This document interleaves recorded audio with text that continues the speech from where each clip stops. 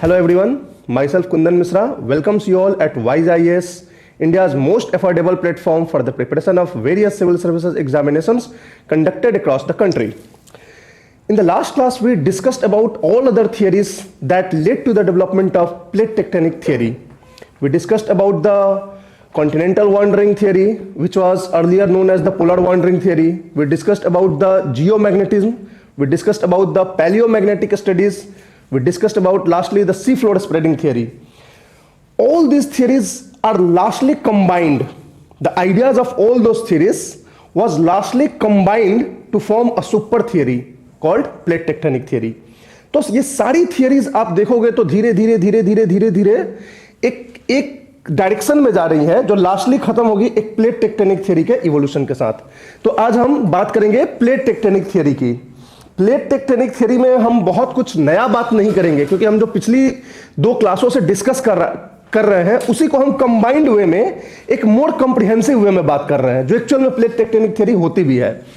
अब ये plate tectonic theory part 1, मैंने प्लेट टेक्टोनिक थ्योरी को पार्ट 1 और पार्ट 2 में बांट दिया है। The reason is that the plate tectonic theory is a very vast area in the section of geomorphology and as well as the most important area for the general studies as well as optional point of view. तो इसलिए it is very important for us to discuss the each and every aspect in its entirety. तो इसलिए हमने इसको दो भागों में बांट दिया है। आज जो प्लेट टेक्टोनिक थ्योरी के बारे में हम बात करेंगे उसमें जो मेजर कंपोनेंट्स होंगे हमारे टॉपिक्स के, वो सबसे पहला होगा बैकग्राउंड ऑफ द थ्योरी। ये थ्योरी जो है क्या बैकग्राउंड है, कैसे इवॉल्व हुई। उसके बाद हम बात करेंगे बेसिक पोस्टुलेट्स, ये थियरी कहना क्या चाहती है, आखिर क्या बेसिक थीम है इस थियरी की, वो बेसिक पोस्टुलेट्स के अंदर आएगा। फिर हम बात करेंगे द कंसेप्ट ऑफ प्लेट, यानी ये प्लेट होता क्या है, व्हाट इज प्लेट, कैसे प्लेट्स बनते हैं, कितने टाइप के प्लेट्स होते हैं, राइट। उसके बाद types and characteristics of plate, जितने भी प्लेट हैं, लिथोस्फेरिक प्लेट हैं हमारे अर्थ पे, इन सब के बारे में वन बाय वन हम लिटिल बिट डिस्कशन करेंगे क्योंकि इन सब की हमें जरूरत होगी अपने थियरी में। और जो नेक्स्ट पार्ट हम करेंगे वो plate boundaries, different types and associated landforms. ये प्लेट बाउंड्रीज क्या होती है, कितने तरह की होती है और क्यों हम प्लेट बाउंड्रीज को पढ़ते हैं, इसका क्या जियोलॉजिकल सिग्निफिकेंस है, किस तरह के फॉर्मेशंस होते हैं इन प्लेट बाउंड्रीज में।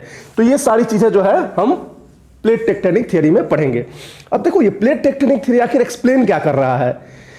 प्लेट टेक्टोनिक थ्योरी हर एक इंडोजेनेटिक इवेंट्स को एक्सप्लेन करता है। इंडोजेनेटिक मतलब अर्थ के अंदर से फोर्स जो है उसकी वजह से जो अर्थ के सरफेस पे फॉर्मेशंस एंड डिफॉर्मेशंस होते हैं उन सबको वो एक्सप्लेन करता है ये थ्योरी।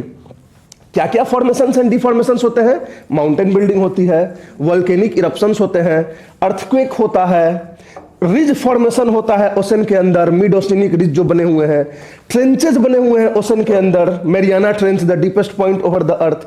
तो ये सब आखिर कैसे बने हैं, क्या प्रोसेसेस हुई हैं, क्या फोर्सेस रिस्पॉन्सिबल हैं, ये सारी चीजें ये थियरी जो है डिटेल में और साइंटिफिक वे में एक्सप्लेन करती है। तो इसी थियरी के अकॉर्डिंग इन सारे जियोलॉजिकल इवेंट्स को हम आज देखेंगे।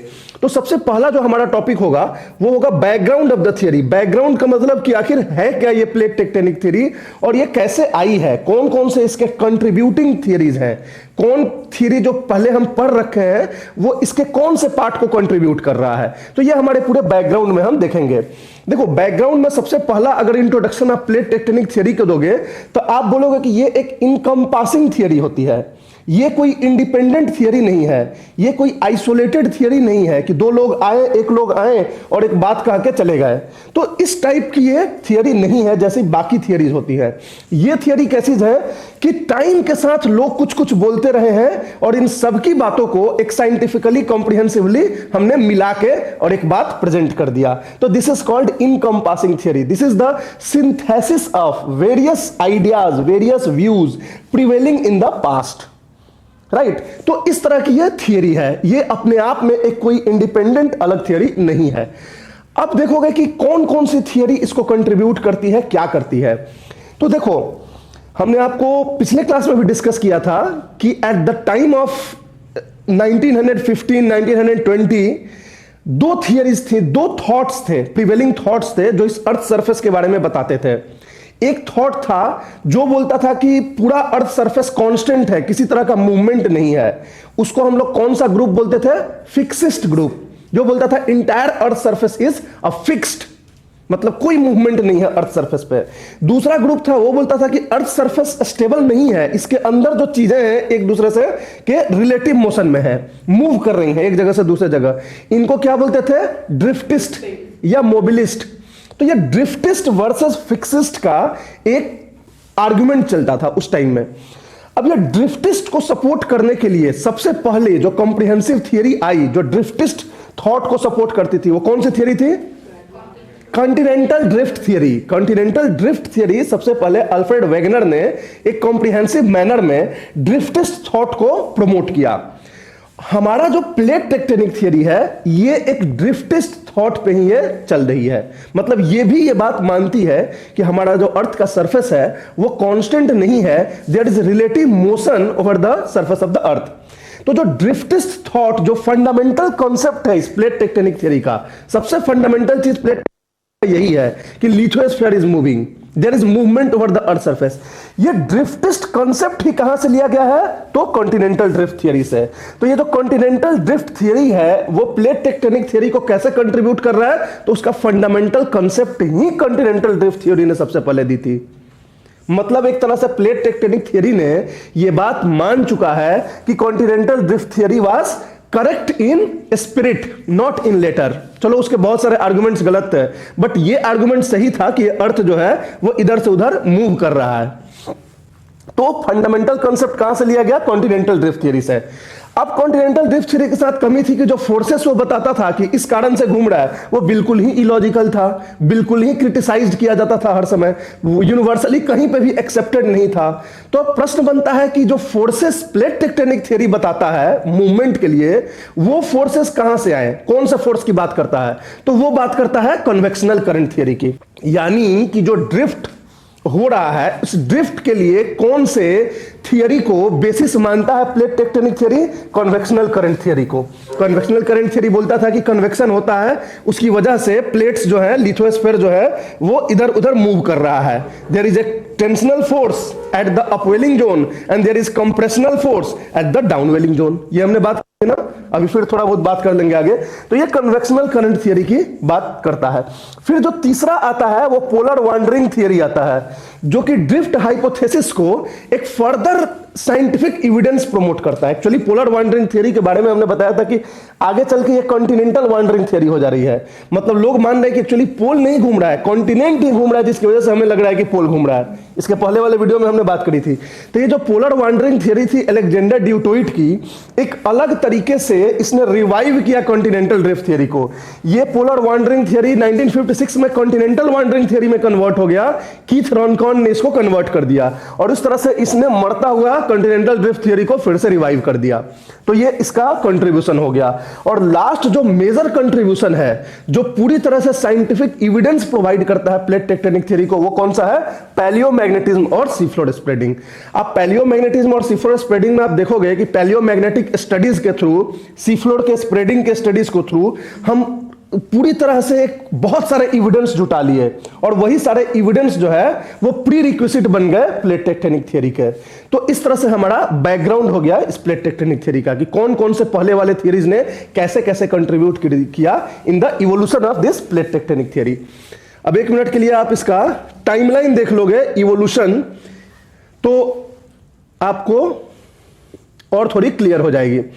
जितनी भी कहानी है प्लेट टेक्टोनिक थ्योरी की, वो कहानी स्टार्ट होती है 1924 से। 1924 क्यों? क्योंकि कॉन्टिनेंटल ड्रिफ्ट थ्योरी पहली बार इंग्लिश में ट्रांसलेट हुई थी। उसके पहले कॉन्टिनेंटल ड्रिफ्ट थ्योरी थी मगर वो जर्मन लैंग्वेज में थी, केवल जर्मनी के लोग उसको समझते थे कि क्या वेगनर कहना चाहता है। 1924 में पूरा वर्ल्ड समझने लगा कि वेगनर क्या कहता है। तो वेगनर की बात से स्टार्ट होती है पूरी कहानी। फिर हमारा जो होता है ये रिजेक्टेड हो जाता है ग्लोबली, लोग जो है इसकी बात को रिजेक्ट कर देते हैं कि फालतू की बातें कर रहा है। लेकिन 2829 में अर्थर होम्स नाम के एक जियोलॉजिस्ट ने कन्वेक्शनल करंट की बात करता है कि ये कन्वेक्शनल करंट एक ऐसा होता है कि कन्वेक्शनल करंट है। और आगे चल के देखोगे कि यही कन्वेक्शनल करंट जो है इसको लोग मान लेंगे कि जो वेगनर जो फोर्स की बात करता था, जिसको हम गलत मानते थे, एक्चुअल में ये फोर्स ये वाली फोर्स है। तो 2829 में हमें एक रास्ता मिला वो फोर्स के बारे में, जिस फोर्स को हम ढूंढ रहे थे कॉन्टिनेंटल ड्रिफ्ट के लिए। फिर अलेक्जेंडर ड्यूटोइट ने क्या किया, वांडरिंग पोल्स को कर दिया 1937 में, और 1956 में कीथ रॉनकॉर्न ने इसको रिवाइव कर दिया। तो इस तरीके से इवॉल्व होके और फाइनली जो है ये आपको मिलेगा क्या, तो प्लेट टेक्टोनिक थियरी। आगे देख लो आप अगर इसमें, तो इसके बाद भी 1960 में हैरी हेस ने, अब ये टाइमलाइन मैंने बताया है, इसके पहले मैंने बैकग्राउंड बताया था, ये एक्चुअली बस आपको ईयर वाइज ईयर टाइमलाइन बता रहा हूं। 1960 में हैरी हेस ने क्या किया, इलेबोरेट कर दिया, बहुत सारे एविडेंस दे दिया कि जो सीफ्लोड है वो स्प्रेड कर रहा है। तब जाके 1965 में, तब तक हम लोग लिथोस्फेयर की बात करते थे। 1965 में एक कैनेडियन जियोलॉजिस्ट है जॉन टूजो विल्सन, जेटी विल्सन। तो जॉन टूजो विल्सन ने 1965 में इस प्लेट का नाम दिया। ये प्लेट जो टर्म यूज करते हैं, ये प्लेट क्या होता है, पहली बार प्लेट शब्द यूज किया लिथोस्फेरिक स्लैब को, लिथोस्फेयर के लिए जो टूटा हुआ स्लैब होता है लिथोस्फेयर का जो मूव कर रहा है सरफेस पे, इसको प्लेट नाम देने वाला जेटी विल्सन थे 1965 में। फिर 1967 में मैकेंजी और पार्कर ने इसको डिटेल में डिस्कस किया, प्लेट के मोशंस को, कि प्लेट कैसे मूव कर रहा है, कैसे मोशन में है। इसको डिटेल में किसने किया, मैकेंजी एंड पार्कर ने 1967 में। और इन्होंने इसको साइंटिफिक वे में एक्सप्लेन किया। एक यूलर जो ज्योमेट्रिकल थियरम होता है, यह थियरम आपको जानने की जरूरत नहीं है, इसका कोई हमें मतलब नहीं है, ऑप्शनल में भी नहीं, जीएस में भी नहीं। बस हम ये थियरम का नाम इसलिए दिए आपको ये बताने के लिए कि ये मैकेंजी और पार्कर ने पूरे प्लेट मोशन को एक साइंटिफिक वे में प्रेजेंट किया, एक ज्योमेट्रिकल थियरम का यूज करके और प्रेजेंट किया। समझ में आ रही है? उसके पहले क्या होता था, हम लोग जो है बिल्कुल स्कैटर्ड आइडिया से प्रेजेंट करते थे कि ऐसे जा रहा है वैसे जा रहा है। इसको पूरा अर्थ को ऐसे दिखाने के लिए एक ज्योमेट्रिक वे में यूलर्स ज्योमेट्रिकल थियरम का यूज करके मैकेंजी पार्कर ने सबसे पहले दिखाया। और लास्ट में 1968 में जाके WJ मॉर्गन और ली पिचॉन, दो लोग हैं, ये यहां से कॉमा छूट गया, WJ मॉर्गन और ली पिचॉन जो है वो इलेबोरेट किए प्लेट टेक्टोनिक्स के पूरे एस्पेक्ट्स को। मतलब पूरा प्लेट टेक्टोनिक थ्योरी ओपन हो गया इनके द्वारा 1968 में। अब आपसे पूछा जाए कि कोई एक साइंटिस्ट का नाम बताओ कि प्लेट टेक्टोनिक थ्योरी जिसने दी है, तो आप क्या बोलोगे? इसमें इतने सारे लोगों का कंट्रीब्यूशन है। तो प्लेट टेक्टोनिक थ्योरी कोई एक लोगों ने नहीं दिया है, बहुत सारे लोगों का कंट्रीब्यूशन है। बट फिर भी अगर आपसे पूछ ही लिया जाए कि आप कुछ नाम बताओ मेन जिन्होंने प्लेट टेक्टोनिक थ्योरी को एक्सप्लेन किया है, तो 3 नाम आप याद रखोगे। एक हैरी हेस का नाम याद रखोगे, ये बहुत इंपॉर्टेंट आदमी थे जिन्होंने सी फ्लोड स्प्रेडिंग दिया, क्योंकि बिना सी फ्लोड स्प्रेडिंग के प्लेट टेक्टोनिक थ्योरी को समझना मतलब मुश्किल है, बिल्कुल मतलब ये नहीं है। तो हैरी हेस का एक बहुत बड़ा कंट्रीब्यूशन है जो 1960 में इन्होंने सी फ्लोड स्प्रेडिंग दिया। और दूसरा जो है ये मॉर्गन और पिचॉन का, ये लोग जो है सारे थियरीज को, जितने भी अलग अलग लोगों ने थियरी दिया, सबको जो है एक साथ मिला के कॉम्प्रिहेंसिव वे में प्रेजेंट किया मॉर्गन पिचॉन को। तो ये 3 नाम आप जरूर याद रखना। ये 3 नाम आप बोल सकते हो सेफली कि हाँ, इन लोगों का सबसे बड़ा कंट्रीब्यूशन रहा है प्लेट टेक्टोनिक थ्योरी को इवोल्यूशन में। समझ में आ रही बात है? तो this is the evolution of the plate tectonic theory, कैसे ये थ्योरी जो है इवॉल्व की। अब हम बात करते हैं आपको बेसिक पोस्टुलेट्स। अब ये थियरी कहना क्या चाहती है, what is the basic idea about the theory. अभी आइडिया समझना, जैसे आगे हम बढ़ेंगे तो आपको पूरा इस आइडिया का मतलब समझ में आ जाएगा। हो सकता है यहां पे थोड़ी बहुत आपको कुछ कुछ चीजें नहीं समझ में आए, क्योंकि अभी आगे पूरी थियरी बाकी है कि कैसे क्या हो रहा है। लेकिन पहले हम ये देख ले रहे हैं कि आइडिया क्या है। इसने जो शुरू में आइडिया दिया था, सबसे पहला इसने जो आइडिया दिया था वो ये दिया था कि ये हमारा जो पूरा अर्थ सरफेस है वो कंटिन्यूअस नहीं है। मतलब ऐसा नहीं है कि एक पूरा रिंग है, स्फेयर है जो एक दूसरे से कंटिन्यूअसली है, वो टूटा टूटा स्लैब्स में है। मतलब इसके कहने का मतलब कि प्लेट्स, जिसको इसने नाम दे दिया, ये जो हमारा कॉन्टिनेंट्स है, सॉरी जितने भी हमारे अर्थ हैं, ये ऐसे ऐसे टूटे हुए भाग में है। नॉर्थ अमेरिका जो है एक अपना स्लैब है जो उस पे घूम रहा है, जो पैसिफिक ओशन है उसका अपना स्लैब है जो घूम रहा है, यूरेशिया जो है अपना घूम रहा है, अफ्रीका अपना घूम रहा है, साउथ अमेरिका अपना घूम रहा है, इंडो ऑस्ट्रेलिया अपना घूम रहा है। धीरे धीरे ये दोनों भी अलग हो रहे हैं अब। तो इस तरीके से ना डिफरेंट जो है वो पार्ट्स में है, ये पूरे सरफेस पूरा एक नहीं है। समझ में आ रही है? और वो आपस में ऐसे ऐसे ऐसे ऐसे मूव कर रहे हैं in relative motion to each other. तो ये इसका सबसे पहला कहने का मतलब था प्लेट टेक्टोनिक थ्योरी का। और इस तरीके से उसने पहली बार प्लेट इसको बोला कि ये सब प्लेट्स हैं। ठीक है? तो अब ये बात है कि ये मूवमेंट जो है कहां हो रहा है, तो स्टेनोस्फीयर पे हो रहा है।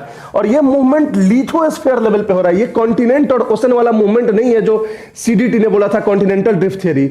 उसने क्या बोला था कि जो कॉन्टिनेंट्स हैं वो ओशन पे तैर रहे हैं, उसने बोला था, कॉन्टिनेंटल ड्रिफ्ट थ्योरी ने। ये बोल रहा है कि यहां कॉन्टिनेंट ओशन नहीं है, यहां पूरा लिथोस्फीयर है, मतलब एक प्लेट पे कॉन्टिनेंट भी होगा, ओशन भी होगा। वो क्या मानता था कि जो समुद्र का तल है वो अपनी जगह पे स्टेबल है, और जो हमारा कॉन्टिनेंट है, लैंड है, वो उसके ऊपर तैर रहा है, जैसे आइस तैरता है पानी पे। तो उस तरीके का जो है उसने कॉन्टिनेंटल ड्रिफ्ट थ्योरी ने बोला था। लेकिन इन्होंने क्या बोला कि यहां पे लिथोस्फीयर ही तैर रहा है। लिथोस्फीयर मतलब 100 किलोमीटर डेप्थ तक का। अब ये देखो कि ये पूरा पैसिफिक प्लेट है, ये तो पूरा ओशन ही है, ये भी तैर रहा है, राइट। ऐसा कोई लैंड और ओशन वाली यहां बात नहीं है, पूरा लिथोस्फीयर तैर रहा है। ये नॉर्थ अमेरिका देख लो, ये लैंड भी है और ये अटलांटिक का भी पार्ट इसी पे है, तो ये पूरा तैर रहा है। मतलब लिथोस्फीयर क्या होता है, 100 किलोमीटर की थिकनेस तक की होती है। उस पे कॉन्टिनेंटल क्रस्ट भी होता है, ओशनिक क्रस्ट भी होता है। हमने याद करो जो बात करी थी लेयरिफिकेशन में। तो इस तरीके से इसने बोला कि लिथोस्फेरिक स्लैब्स तैर रहे हैं। और किस पे तैर रहे हैं, तो 100 किलोमीटर के नीचे एक सेमी मोल्टन लेयर है, उसका क्या नाम है, एस्थेनोस्फीयर। तो एस्थेनोस्फीयर पे तैर रहे हैं, और एस्थेनोस्फीयर की जो डेंसिटी होती है वो लिथोस्फीयर से ज्यादा होती है। तो ज्यादा डेंसिटी होती है तो वो क्या करती है, फोर्स ऑफ बायोंसी देती है अगेंस्ट द ग्रेविटी। तो ये जो फोर्स ऑफ बायोंसी जो होता है ग्रेविटी के अगेंस्ट में लग रहा है लिथोस्फेरिक स्लैब्स पे, प्लेट्स पे, ये हेल्प करता है मोशन को। ये प्राइमरी फोर्स नहीं है, ये हेल्प कर रहा है। मतलब कि एक फ्रिक्शन होता है, बहुत ज्यादा फ्रिक्शन होगा अगर, तो फोर्स भी लगेगा तो जल्दी कोई चीज मूव नहीं होगी, और एक स्लिपरी ग्राउंड रहेगा तो फोर्स के साथ मूव करने लगेगा। तो मूवमेंट में ये फोर्स ऑफ बायोंसी जो है एक स्लिपरी ग्राउंड प्रोवाइड करता है मूवमेंट के लिए। अब ये बोलता है कि लिथोस्फेरिक इस जो होता है बट गया, नीचे स्टेनोस्फेयर है, ये समझ गए। अब ये बोलता है कि प्लेट जो है relative motion to each other होते हैं, मतलब ये जो स्लैब्स हैं लिथोस्फीयर के वो एक दूसरे के रिलेटिव मोशन में है। कहने मतलब कि सब एक साथ एक डायरेक्शन में नहीं घूम रहा है, कोई किसी डायरेक्शन में घूम रहा है, कोई किसी डायरेक्शन में घूम रहा है, और इस घूमने के मतलब प्रक्रिया में ये लोग एक दूसरे से टकरा भी रहे हैं। कहीं पे ये लोग टकरा रहे हैं, कहीं पे एक दूसरे से दूर जा रहे हैं, कहीं पे एक दूसरे के बगल से गुजर जा रहे हैं, ना टकराना ना दूर जाना। तो जहां जहां ये लोग का इंटरेक्शन हो रहा है, टकराने का या एक दूसरे से दूर जाने का, तो उसको हम बोलते हैं बाउंड्रीज। और इन बाउंड्रीज पे बहुत सारे जियोलॉजिकल इवेंट्स होते हैं। जियोलॉजिकल इवेंट्स मतलब माउंटेन बिल्डिंग होता है, वोल्केनिक इरप्शंस होता है, अर्थक्वेक होता है। इन्हीं बाउंड्रीज पे होता है जहां दो प्लेट एक दूसरे से कुछ रिलेटिव मोशन में हो, दूर जाएं, पास आए या अगल बगल से गुजर जाए। इन तीनों ही कंडीशन में इसी पॉइंट पे माउंटेन बिल्डिंग या वोल्केनिज्म या अर्थक्वेक होता है। और उसका कहना है कि जो बीच का हिस्सा है, मतलब जो एक प्लेट का जो अंदर का हिस्सा है, बीच का हिस्सा है, वहां कोई जियोलॉजिकल इवेंट नहीं होता है। वहां ना कोई माउंटेन बिल्डिंग होता है, ना कोई अर्थक्वेक होता है, ना कोई वोल्केनिज्म होता है। जैसे ये पूरा प्लेट हुआ, तो यहां देखो ये प्लेट और ये यूरेशियन प्लेट, ये दोनों इंटरेक्ट हो रहा है, दोनों एक दूसरे से दूर जा रहा है। यहां पे ये इधर जाएगा, ये इधर जाएगा, देखोगे आगे, तो यहां जो है रिज बन गया है। तो इसका कहना का मतलब कि ये जो लाइंस देख रहे हो ना, जहां इन्हीं लाइंस पे सारे जियोलॉजिकल इवेंट हो रहा है, ये बीच में कुछ नहीं हो रहा है, ये बीच में जो है free of any geological events. यहां ना कोई अर्थक्वेक आना चाहिए, ना वोल्केनिज्म आना चाहिए, ना किसी तरह का माउंटेन बिल्डिंग होना चाहिए। This is the thought of the plate tectonic theory. समझ में आ रही है? Intraplate regions are free from any geological events and there is a creation of continental crust at the cost of oceanic crust. अब इसका meaning आपको धीरे धीरे आगे समझ में आएगा। एक्चुअली जहां पे दो प्लेट दूर जा रहे हैं, जहां पे दो प्लेट्स दूर जाते हैं, वहां पे जो है मैग्मा निकलता है, नया क्रस्ट बनता है। जहां पे ये दो प्लेट जो है अंदर जा रहे हैं, सबडक्ट हो रहे हैं एक के नीचे, वहां पे जो है कंज्यूम होके खत्म होता है। तो there is a constant creation and destruction of crust, right. Creation and destruction of crust हो रहा है वहां पे, बिल्कुल। और इसकी वजह से जो टोटल सरफेस एरिया है अर्थ का, वो बिल्कुल कांस्टेंट होगा, क्योंकि क्रिएशन और डिस्ट्रक्शन दोनों बराबर हो रहा है। तो ये जो अर्थ का सरफेस होगा वो कोई उसका इनलार्जमेंट या उसका कॉन्ट्रैक्शन नहीं होगा, क्योंकि जहां पे क्रस्ट क्रिएट हो रहा है तो उसके बदले कहीं और जगह पे वो डिस्ट्रक्ट भी हो रहा है। तो loss is equal to benefit and so the entire surface area of the earth will be equal. तो ये जो है बेसिक पोस्टुलेट्स है प्लेट टेक्टोनिक थ्योरी का, यही बात कहना चाहता है प्लेट टेक्टोनिक थ्योरी। अब इसी बात को हम आगे धीरे धीरे डिटेल में एक्सप्लेन करेंगे कि जहां दो प्लेट अलग जा रहे हैं तो वहां ऐसा क्या हो रहा है, किस तरह का फॉर्मेशन हो रहा है।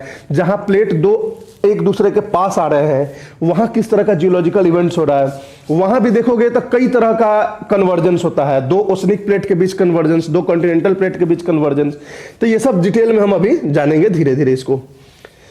अब देखो रिलेटिव मोशन तुमको देखना है तो इस पिक्चर में देख सकते हो कि सब एक दूसरे के रिलेटिव मोशन में है, कोई इधर जा रहा है कोई उधर जा रहा है, उसमें टकरा रहा है। ये यूरेशियन प्लेट है, ये नॉर्थ अमेरिकन प्लेट है, ये एक दूसरे से देखो दूर जा रहा है, ठीक। ये अफ्रीकन प्लेट है, साउथ अमेरिकन प्लेट है, देखो एक दूसरे से दूर जा रहा है, ठीक। तो इसी तरह से सारे प्लेट्स जो है एक दूसरे के रिलेटिव मोशन में है। अब ये पिक्चर जो है इस तरीके से नहीं खींचा गया है जिस तरीके से तुम्हारा वर्ल्ड मैप होता है, ये एक प्लेट्स के बेसिस पे खींचा गया है सबको एक करके। तो इस तरीके से सारे जो है धीरे धीरे एक दूसरे के रिलेटिव मोशन में हो रहा है। ये पहले सब एक थे, उस समय का ये फोटो है। समझ में आ रही है बात? अब आ जाओ कॉन्सेप्ट ऑफ प्लेट, कि प्लेट होता क्या है, व्हाट इज प्लेट। प्लेट का नाम किसने दिया था? जॉन टूजो विल्सन ने 1965 में नाम दिया था, कैनेडियन जियोलॉजिस्ट, ठीक है। उसके पहले हम बात करते थे कि लिथोस्फेरिक स्लैब्स बोलते थे, कि ये लिथोस्फेरिक स्लैब है एक, जैसे स्लैब होता है ना ऊपर सरफेस पे देखते हो टाइल्स के स्लैब्स होते हैं अलग अलग अलग अलग, तो इस तरह से इनको हम लिथोस्फेरिक स्लैब्स बोलते हैं। बाद में 1965 में टूजो विल्सन ने इसको प्लेट बोल दिया कि ये भाई प्लेट कहलाएगा, और आगे से आज तक हम लोग प्लेट ही बोल रहे हैं उसको। देखो कैरेक्टरिस्टिक्स ऑफ प्लेट्स, ये प्लेट्स होते क्या हैं? ये plates are hard and rigid with thickness of about 100 kilometre. इनकी जो थिकनेस होती है वो 100 किलोमीटर की होती है। लिथोस्फीयर 100 किलोमीटर का ही होता है, मैंने बताया था।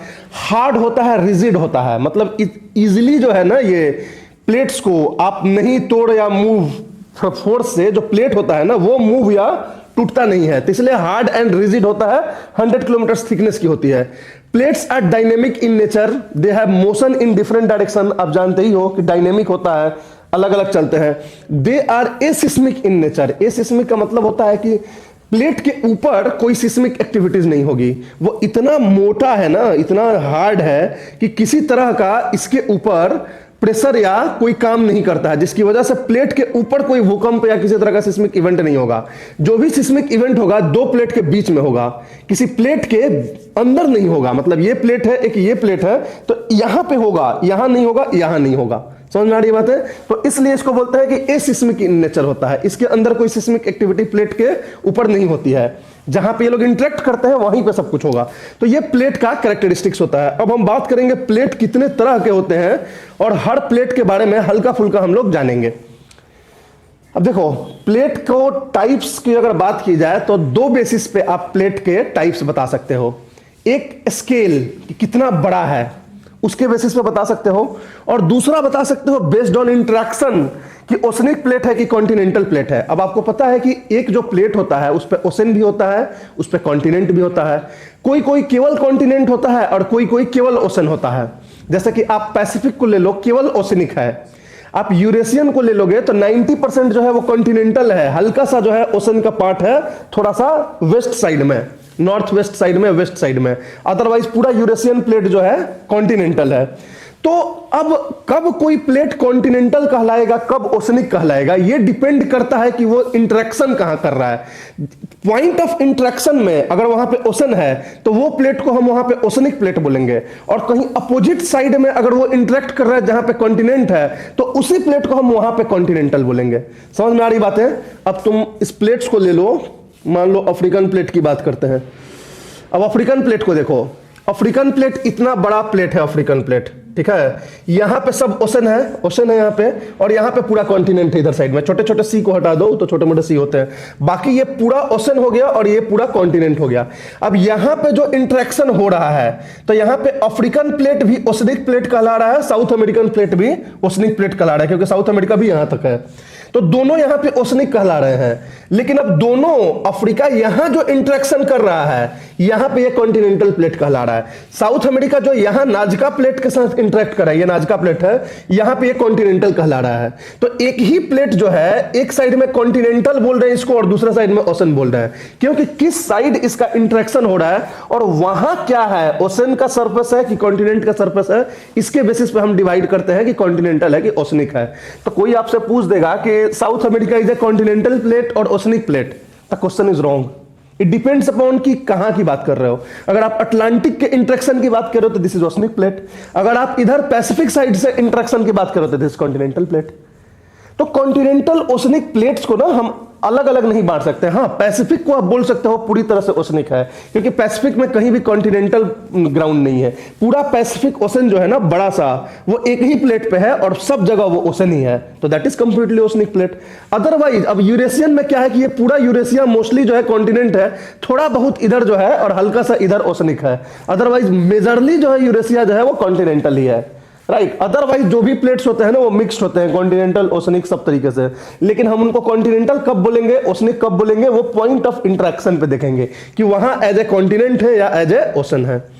तो कॉन्टिनेंटल और ओशनिक क्या होता है ये आप समझ गए कि कब इसको कॉन्टिनेंटल आप बोलोगे और कब ओशनिक बोलोगे, कोई दिक्कत।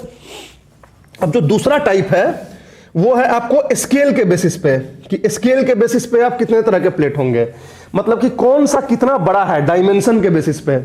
तो इस तरीके से हम तीन भाग में बांटते हैं, major plates, minor plates, micro plates, ये तीन तरह की बात करते हैं।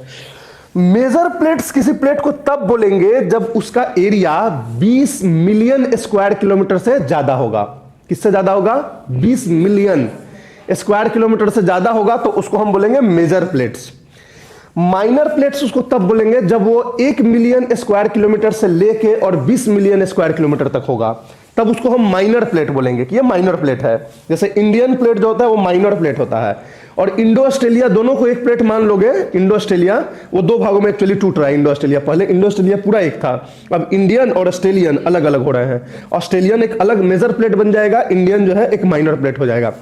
तो माइनर प्लेट मतलब 1 मिलियन स्क्वायर किलोमीटर से 20 मिलियन स्क्वायर किलोमीटर के बीच का उसका एरिया होगा। और माइक्रो प्लेट तब बोलेंगे जब 1 मिलियन स्क्वायर किलोमीटर से कम उसका एरिया होगा। समझ गए रेंज तीनों का, 20 से ज्यादा, 1 से 20, 1 से कम। तो this is the major, minor and micro plates. अब क्या है कि देखो हम लोग जनरल स्टडीज के लिए पढ़ रहे हैं, तो मोस्टली हम लोग को मेजर प्लेट से मतलब है, क्योंकि माइनर प्लेट्स बहुत ज्यादा हैं, छोटे छोटे छोटे छोटे बहुत प्लेट्स हैं, तो हम लोग को बहुत ज्यादा माइनर प्लेट्स के बारे में डिटेल जानने की जरूरत नहीं है, क्योंकि मेजर माउंटेन्स जो भी डेवलप हुए हैं वो जनरली मेजर प्लेट्स के इंटरेक्शन से हुए हैं। या तो दो मेजर प्लेट्स के इंटरेक्शन से हुए हैं, या एक मेजर और एक माइनर प्लेट के इंटरेक्शन से हुआ है। तो मोस्टली ज्यादातर जैसे हिमालय किसके किसके इंटरेक्शन से हुआ है, इंडियन माइनर प्लेट और यूरेशियन मेजर प्लेट। अगर तुम इंडीज की बात करोगे किससे किससे हुआ है, तो नाजका माइनर प्लेट और साउथ अमेरिकन मेजर प्लेट। तो इस तरह से मेजर माइनर के बीच का होता है। तो माइनर प्लेट में बस हम 3-4 माइनर प्लेट का देखेंगे जो कंट्रीब्यूट करते हैं किस बड़े माउंटेन रेंजेस के फॉर्मेशन में, जैसे इंडियन हो गया, नाजका हो गया, ये सारी चीजें। अदरवाइज मोस्टली हम मेजर प्लेट्स की ही बात करेंगे। अब मेजर प्लेट्स जो है इन जनरल 7 तरीके के होते हैं, राइट। और अब इंडिया को अलग कर लेंगे, तो इंडिया को एक हम जोड़ लेते हैं माइनर प्लेट में और इस तरह से 8 बोल देते हैं, ठीक है। अदरवाइज मेजर प्लेट 7 तरह के होते हैं, मेजर प्लेट्स पूरे वर्ल्ड में, पूरे अर्थ पे। सबसे जो बड़ा प्लेट होता है इन टर्म्स ऑफ एरिया, सबसे बड़ा वो पैसिफिक प्लेट होता है। पैसिफिक प्लेट को देखो, ये पूरा ओशनिक है कि नहीं, कहीं पर वहां पे कॉन्टिनेंट में दिख रहा है, ये पूरा पैसिफिक प्लेट है। तो इसीलिए इसको बोलते हैं हम प्योरली ओशनिक प्लेट, हर तरीके से ओशनिक प्लेट है, कहीं कंटिनेंट नहीं है। तो ये पूरा पैसिफिक प्लेट जो है सबसे बड़ा प्लेट है, लार्जेस्ट एरिया है, और इसकी जो मोशन है वो टुवार्ड्स नॉर्थ वेस्ट है, ऐसे डायरेक्शन में है, नॉर्थ वेस्ट डायरेक्शन में इसकी मोशन है, राइट। और इसकी जो वेलोसिटी होती है वो सबसे स्लोएस्ट है, सबसे धीरे धीरे यही चलती है, 1 to 3 सेंटीमीटर पर ईयर, 1 से लेके 3 सेंटीमीटर हर साल ये मूव करती है नॉर्थ वेस्ट डायरेक्शन में अपने जगह से। कोई दिक्कत। तो ये हो गया पैसिफिक प्लेट। नेक्स्ट हो गया तुम्हारा यूरेशियन प्लेट। यूरेशियन प्लेट जो है वो मोस्टली कॉन्टिनेंटल होती है, बट थोड़े बहुत जो है इधर साइड एरिया में ये ओशनिक पाई जाती है। तो Eurasian plate majorly continent, little bit oceanic in the Atlantic side. समझ में आ रही है। इसकी जो मोशन होती है वो ईस्ट साइड में होती है, और इसकी वेलोसिटी होती है 2 से 3 सेंटीमीटर पर ईयर। तो ये यूरेशियन प्लेट की खासियत है। इसकी मोशन किधर होगी, ईस्ट साइड में होगी, इस साइड ये चल रही है हल्की सी, तो इसकी मोशन ईस्ट साइड में होती है 2 to 3 सेंटीमीटर। नेक्स्ट बात करते हैं नॉर्थ अमेरिकन प्लेट। देखो नॉर्थ अमेरिकन जो प्लेट होता है हमारा, ये जो है आपको ईस्ट साइड में ओशनिक है, वेस्ट साइड में कॉन्टिनेंटल है। इधर साइड में ये कॉन्टिनेंटल है और इधर साइड में देखोगे तो ओशनिक है, ठीक है।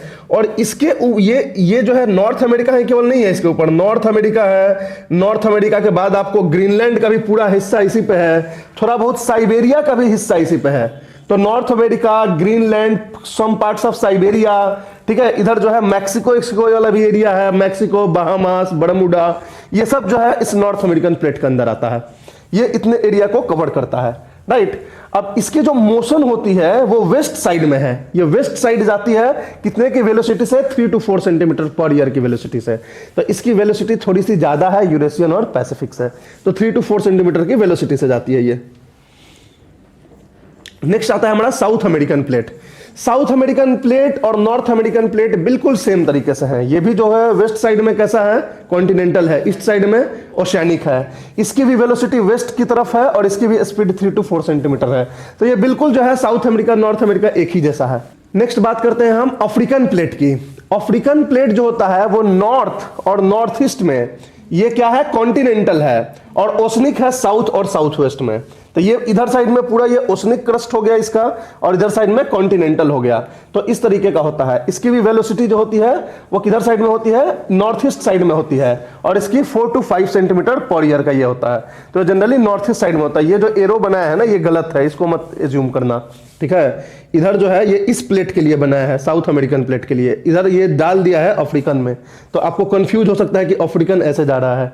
एक्चुअल में ये जो एरो है इसको यहां नहीं बल्कि यहां होना चाहिए साउथ अमेरिकन में, क्योंकि साउथ अमेरिकन इस साइड जा रहा है, ये जो है इस साइड जा रहा है। समझ में आ रही बात है? तो ये जो है 4 to 5 सेंटीमीटर पर ईयर के बेसिस पे है, और ये एरो इसके लिए ही है, बस इधर कर दिया है इसको।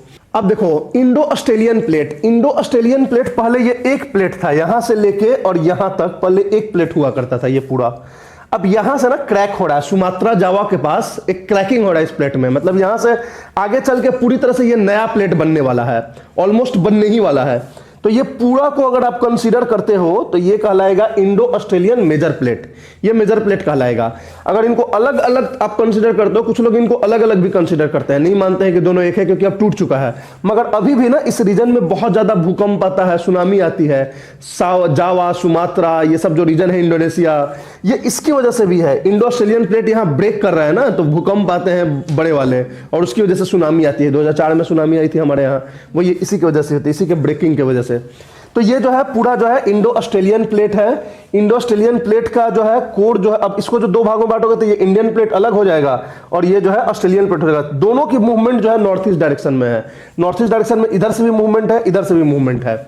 अब धीरे धीरे ये ब्रेक कर रहे हैं। अब इनको ब्रेक करके सोचोगे तो एक ऑस्ट्रेलियन प्लेट जो है अलग हो जाएगा, इंडियन प्लेट अलग हो जाएगा। ऑस्ट्रेलियन जो है मेजर प्लेट कहलाएगा, क्योंकि ये एरिया जो है 20 मिलियन स्क्वायर किलोमीटर से ज्यादा है, तो इसलिए ये मेजर प्लेट कहला जाएगा। और ये जो है कम है, ये लगभग 10-11 मिलियन स्क्वायर किलोमीटर है, तो ये माइनर प्लेट कहला जाएगा। तो हमारा इंडिया जो है माइनर प्लेट में आएगा, मेजर प्लेट में नहीं आएगा, ठीक। और ऑस्ट्रेलिया जो है वो मेजर प्लेट में आएगा, दोनों अलग होने के बाद। और दोनों को अगर मिला के सोच रहे हो Indo Australian plate, of course major plate होगा। तो ऑस्ट्रेलियन मेजर प्लेट में क्या होगा कि कॉन्टिनेंटल इसका कोर है और उसके चारों तरफ ओशन है। मतलब कोर में ये कॉन्टिनेंट है और उसके चारों तरफ ओशन है ये। तो ये जहां भी इधर उधर इंटरेक्ट कर रहा है ना, सब जगह ओशनिक इंटरेक्शन ही हो रहा है इसका कॉन्टिनेंटल इंटरेक्शन नहीं हो रहा है कहीं पे भी। तो पूरी तरह से आप समझ लो तो ये हर इंटरेक्शन में ये एक ओशनिक क्रस्ट का ही काम करेगा। और इसकी वेलोसिटी होती है 4 to 5 centimetre per year. North east direction में इसकी जो है मतलब मूवमेंट होता है, नॉर्थ ईस्ट डायरेक्शन में। फिर हमारा इंडियन माइनर प्लेट, ये इंटायर इंडियन सब कॉन्टिनेंट को रखता है। सब कॉन्टिनेंट मतलब कि उसमें बांग्लादेश आ जाएगा, पाकिस्तान आ जाएगा, नेपाल आ जाएगा, भूटान आ जाएगा, श्रीलंका आ जाएगा, मालदीव आ जाएगा। ये पूरा जो है इसके अंदर आता है, और parts of the Indian ocean भी। तो ये पूरे इंडियन सब कॉन्टिनेंट को रिप्रेजेंट करता है। और इसकी जो डायरेक्शन है ये कॉन्टिनेंटल है, नॉर्थ साइड में, ओशनिक है साउथ में। अब देख लो ये नॉर्थ पूरा कॉन्टिनेंटल के रूप में है, ये पूरा साउथ में देख लो तो ओशनिक है। तो इस तरीके से यहाँ जो है अब ये अलग अलग हो रहे हैं, तो एक तरह का ओशन ओशन इंटरेक्शन इनके अंदर हो रहा है, डाइवर्जेंस हो रहा है। यहाँ जो है ये लोग जो है धीरे धीरे जो कन्वर्जेंस हो रहा है, जहां हिमालय बन गया है हमारा कन्वर्जेंस की वजह से, ठीक। तो ये सब बातें करेंगे। इनका जो जनरल मोशन है बिल्कुल नॉर्थ ईस्ट है, उसी तरह से जैसे इंडो ऑस्ट्रेलियन प्लेट पूरा चल रहा है। और इसकी वेलोसिटी मैक्सिमम है, 7 सेंटीमीटर पर ईयर की वेलोसिटी से ये चलता है, ठीक है। सारे प्लेट्स में ना मोस्ट ऑफ द सबसे फास्टेस्ट चलता है Indian plate, 7 centimetre per year. और इससे जो है वो जाके अंदर यूरेशियन प्लेट से टकरा के और हिमालय बनाया हुआ है यहाँ पे। तो ये पूरा प्लेट्स हो गए, ठीक। और लास्ट एक बचता है हमारे पास अंटार्कटिका प्लेट। अंटार्कटिका जो होता है वो भी उसी तरह से है, continental core with oceanic surroundings, ठीक है। इसकी मूवमेंट जो है अभी काफी विवादास्पद है, ऐसे ऐसे हर तरीके से घूमते रहती है, ठीक है। तो इस तरह के मूवमेंट के साथ ये जो है इधर उधर इंटरेक्ट करती है सब तरह से, और हर तरफ से इसका इंटरेक्शन जो है वो ओशियानिक ही है, क्योंकि ये कॉन्टिनेंटल इधर है, बाकी सब जगह ओशन है। तो this is the Antarctica plate which is not of very much significance from our point of view, क्योंकि बहुत ज्यादा माउंटेन्स जो है उधर जो बने हुए हैं वो सब ओशंस में बने हुए हैं, और उसके ऊपर बहुत ज्यादा स्टडी अभी नहीं हुई है, तो हमारे पास बहुत एक्सटेंसिव नॉलेज भी नहीं है इस अंटार्कटिका प्लेट के बारे में। Still they are research going on this Antarctica plate. तो ये हमारा पूरा प्लेट था, राइट। अब नेक्स्ट पार्ट जो है हम देखेंगे इंटरेक्शन ऑफ प्लेट्स। प्लेट्स तो आप समझ गए, लेकिन मेन जो है इसका है वो इंटरेक्शन ऑफ प्लेट की। इंटरेक्शन जो है प्लेट का कैसे होता है, कितने तरीके से इंटरेक्शन होता है, और उसके इंटरेक्शन पे क्या क्या जियोलॉजिकल इवेंट्स होते हैं। This is the most important thing that we have to understand here. Interaction of plate होता क्या है, इसी को बाउंड्री भी बोलते हैं। जहां पे भी दो प्लेट या तो एक दूसरे से दूर जाएं, या तो एक दूसरे के पास आए, या एक दूसरे से चुपचाप से ऐसे पास कर जाएं, दोनों चीज हो सकता है। ऐसे भी जा सकते हैं, ऐसे भी जा सकते हैं, ऐसे भी जा सकते हैं, या ये करें। तो इस तरह से तीन टाइप का इंटरेक्शन हो जाता है दो प्लेट्स के बीच में। अब देखो, इंटरेक्शन ऑफ प्लेट्स ना है दो के बीच में भी हो सकता है, दो से ज्यादा के बीच में भी हो सकता है। ये भी तो हो सकता है कि तीन प्लेट इंटरेक्ट करें, लेकिन तीन प्लेट इंटरेक्ट जहां करते हैं वहां किस तरह का फॉर्मेशन होता है, ये अभी बड़ा ही कंट्रोवर्शियल टॉपिक है। वैसे इसके ऊपर है, लेकिन बहुत डीप जियोलॉजी में है कि तीन प्लेट जहां इंटरेक्ट करते हैं। जैसा कि देख लो कि हमारे यहां पे सऊदी अरेबिया के साइड में जो अरेबियन रीजन्स में, वहां अफ्रीकन प्लेट भी है, यूरेशियन प्लेट भी है, इंडियन प्लेट भी है, तीनों एक दूसरे से हल्का फुल्का इंटरेक्शन हो रहा है। तो यहाँ एक अलग ही जियोलॉजिकल इवेंट्स होते हैं, जिसके बारे में हम लोग बहुत डिस्कस नहीं करेंगे, क्योंकि हम लोग अभी कैपेबल भी नहीं है बहुत ज्यादा उस पर कमेंट करने के लिए। अभी उसमें बहुत सारे स्टडीज चल रही है, और दूसरी बात है कि वो काफी डीप में जाके वो हो जाता है। हम जो अभी बात कर रहे हैं वो दो प्लेट के इंटरेक्शन की बात कर रहे हैं। तो दो प्लेट आपस में तीन तरीके से इंटरेक्ट कर सकते हैं, ठीक है। Three different ways having different geological significance. तीनों का अपना अपना जियोलॉजिकल सिग्निफिकेंस होता है, मतलब कि वो कहां पे करेगा, तो कौन सा जियोलॉजिकल इवेंट होगा, सबका एक अलग अलग होगा। अब जैसे दो प्लेट्स जो है इंटरेक्ट करते हैं जिस एक्सिस ऑफ प्लेन में, उसको हम एक्चुअल में प्लेट बाउंड्री या प्लेट मार्जिन बोलते हैं। जैसे कि आप देख सकते हो, आपकी ये एक प्लेट है, राइट, और ये एक प्लेट है, ठीक। अब यहां पे इनका इंटरेक्शन इस प्लेन पे हो रहा है, ये एक्सिस ऑफ इंटरेक्शन कहलाता है, और इसी को हम बोलते हैं बाउंड्री और मार्जिन, प्लेट मार्जिन्स और प्लेट बाउंड्रीज। तो आपसे कभी भी बोले कि टाइप्स ऑफ प्लेट बाउंड्रीज बताओ या टाइप्स ऑफ प्लेट मार्जिन बताओ, तो आप इसी की बात करेंगे, और तीन टाइप बताएंगे जो हम अभी बात करेंगे, ठीक है। अब all the geological phenomenon like mountain building, volcanic eruptions, right, oceanic ridge formation, seismicity, ये सब जो है प्लेट मार्जिन्स के पास ही होता है, इसी के अगल बगल होता है। पास होता है मतलब कि यहां पे वोल्केनिक इरप्शन हो जाएगा, यहां पे एक माउंटेन बिल्डिंग हो जाएगा, राइट।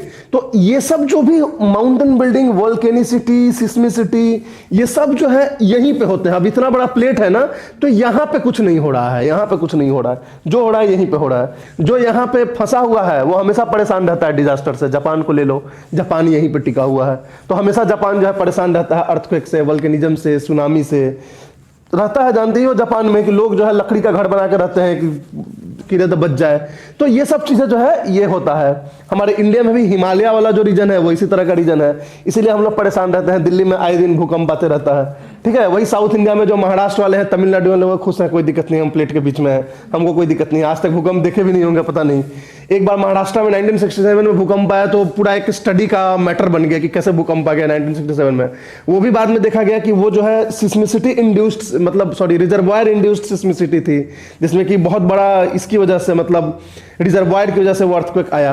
अदरवाइज सब कुछ स्टेबल है, और बाकी उत्तराखंड वाले रीजन वाले परेशान रहते हैं। तो ये जो होता है ना, जितने भी जियोलॉजिकल इवेंट्स होते हैं वो इसी रीजन में होते हैं, समझ में आ रही है। लेकिन इस रीजन का फायदा भी है, बहुत सारे हिल स्टेशन होते हैं, टूरिस्ट डेस्टिनेशन होते हैं, ये सारी चीजें होती हैं।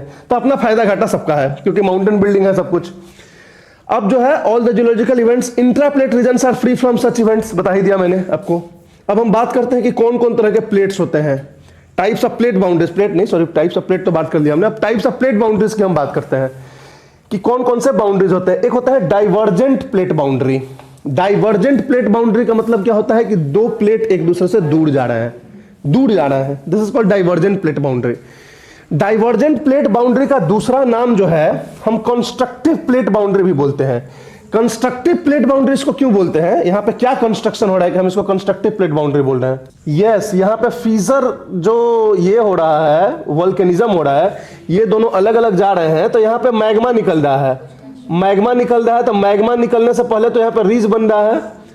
रीज बनने के बाद अगर आप पिछला क्लास किए हो सी फ्लोर स्प्रेडिंग, अगर आपको याद हो तो ये प्लेट इधर जा रहा है और यहां पे नया जो है क्रस्ट बन रहा है। ये जो बना हुआ क्रस्ट अब आगे चला जाएगा, फिर यहां पे नया क्रस्ट बनेगा। तो new oceanic crusts are forming at this boundary. इस बाउंड्री पे क्रस्ट ही नया बन रहा है ओशन का, पूरा क्रस्ट ओशन का नया बन रहा है, पुराना वाला आगे बढ़ता हुआ चला जा रहा है, फिर उसके जगह नया बनता हुआ आ रहा है। तो formation of new crust is going on at this region, that's why they are called constructive plate boundary, क्योंकि यहां पे कंस्ट्रक्टिव काम हो रहा है। ठीक है, तो ये जो है न्यू ओशनिक क्रस्ट यहां पे बन रहा है। दो प्लेट्स ड्रिफ्ट अवे होते हैं टेंशनल फोर्स की वजह से। टेंशनल फोर्स जो होता है इनके ऊपर लग रहा है, वो टेंशनल फोर्स कैसे लग रहा है हम आगे बात करेंगे कन्वेक्शनल करंट की। पहले भी हमने कई बार बात कर रखी है एक रेफरेंस में कि कन्वेक्शनल करंट जो अपवेलिंग हो रहा है हॉट रॉक्स का, मोल्टेन रॉक्स का जो अपवेलिंग हो रहा है और स्टेनोस्फीयर में जाके ये दोनों स्प्रेड हो रहे हैं, लेटरल स्प्रेड हो रहा है, तो इसकी वजह से जो ऊपर वाला जो प्लेट है उसके ऊपर एक टेंशनल टियर लग रहा है और वो टेंशनल टियर की वजह से एक फॉल्ट क्रिएट हो रहा है, रिफ्ट क्रिएट हो रहा है और उस रिफ्ट क्रिएट में मैग्मा जो है छेद कर करके उसको जो है गला के और बाहर निकल जा रही है और बाहर निकलने के बाद फैलने की वजह से वो क्रस्ट बन रहा है और टियरिंग की वजह से आगे बढ़ता चला जा रहा है प्लेट और उसकी जगह पे नया क्रस्ट आता चला जा रहा है। तो ये पूरा प्रोसेस हो रहा है जिसको हम डाइवर्जेंट प्लेट बाउंड्री बोलते हैं। अभी डायग्राम से समझेंगे इसको। डाइवर्जेंट प्लेट बाउंड्री जो होता है दो ओशनिक प्लेट के बीच में भी हो सकता है और दो कॉन्टिनेंटल प्लेट के बीच में भी हो सकता है। ओशनिक कॉन्टिनेंटल क्या कहलाता है मैं आपको बता चुका हूं कि एक ही प्लेट जो है अगर ओशन साइड से वो कर रहा है तो ओशनिक कहलाएगा, दूसरे साइड कॉन्टिनेंटल कहलाएगा। तो जब भी हम ओशनिक और कॉन्टिनेंटल की बात करें तो आप समझ जाना कि कोई भी प्लेट हो वहां पे ओशन है उसका। ठीक है, तो ये जो डाइवर्जेंट प्लेट बाउंड्रीज होता है वो या तो दो ओशनिक प्लेट के पास होता है या दो कॉन्टिनेंटल प्लेट के पास होता है। एक कॉन्टिनेंट एक ओशन के पास नहीं होता है। अब आप पूछोगे क्यों नहीं होता है, तो मेरा जवाब होगा नहीं पता है। और हमें नहीं, मैंने जियोलॉजिस्ट को ही नहीं पता है कि किसी पर्टिकुलर जगह पे ही क्यों ऐसा हो रहा है। We are still in mystery. समझ में आ रही है? अब क्रिटिसिज्म में हम वो बात करेंगे, प्लेट टेक्टोनिक थ्योरी की जब हम क्रिटिसिज्म में बात करेंगे तो उस समय बताएंगे कि कहां पे कोई किसी तरह का क्यों हो रहा है, डाइवर्जेंस कन्वर्जेंस सेम पॉइंट पे ही क्यों हो रहा है, ये अभी नहीं पता हमें। ठीक, तो ये जो है डाइवर्जेंस ऑफ जो होता है वो या तो दो ओशनिक प्लेट के बीच में होगा या दो कॉन्टिनेंटल प्लेट के बीच में होगा, एक ओशन और एक कॉन्टिनेंट के बीच में नहीं होता है। अब यहां पे क्या होता है, एक फिशर टाइप वोल्केनिज्म होता है, जैसा कि आपको पता है। वेरी फ्रीक्वेंट लो मैग्नीट्यूड शैलो फोकस अर्थक्वेक होता है। हमने अर्थक्वेक की बात कर रखी है कि जो ये वाला रीजन होता है जहां पे कि दो प्लेट एक दूसरे से दूर जा रहे हैं, वहां जो है लो मैग्नीट्यूड अर्थक्वेक होता है और शैलो फोकस अर्थक्वेक होता है। और वो अर्थक्वेक किस वजह से होता है, वोल्केनिक इरप्शन की वजह से होता है। तो वोल्केनिक इरप्शन की वजह से होता है तो जनरली बहुत ज्यादा, और खासकर फिशर टाइप इरप्शन जो खुद ही स्लो इरप्शन माना जाता है, नॉन एक्सप्लोसिव इरप्शन माना जाता है। तो नॉन एक्सप्लोसिव वोल्केनिज्म की वजह से जो अर्थक्वेक आएगा वो भी लो मैग्नीट्यूड का होगा और जो अर्थ होगा वो शैलो फोकस का भी होगा। अगर हाई मैग्नीट्यूड का होता वो अर्थक्वेक तो हमेशा अटलांटिक में सुनामी आते रहता अर्थक्वेक की वजह से। लेकिन अटलांटिक में आप लोग सुनामी सुने हो, नहीं सुने हो, जबकि बहुत फ्रीक्वेंटली अर्थक्वेक आ रहा है मिड अटलांटिक रीज के पास, बट फिर भी नहीं आता है क्योंकि बहुत लो मैग्नीट्यूड का होता है। ठीक है, it occurs only between oceanic और बिटवीन कॉन्टिनेंटल प्लेट्स, ये तो पता ही है। अब vertical accumulation of magma form mid oceanic ridge, जो मिड ओशनिक रीज बनता है। और अगर पिछला क्लास आपको याद होगा तो हमने एक सेंट्रल रिफ्ट वैली की भी बात करी थी कि जो वर्टिकल होता है तो वो रिज बनता है, लेकिन वो रिज ऐसे नहीं होता है, वो रिज ऐसे होता है। ठीक है, जैसे जो ये रिलीज हो रहा है ऐसे, तो इस पे जो रिज बन रहा है वो ऐसे नहीं बन रहा है बिल्कुल कोनिकल।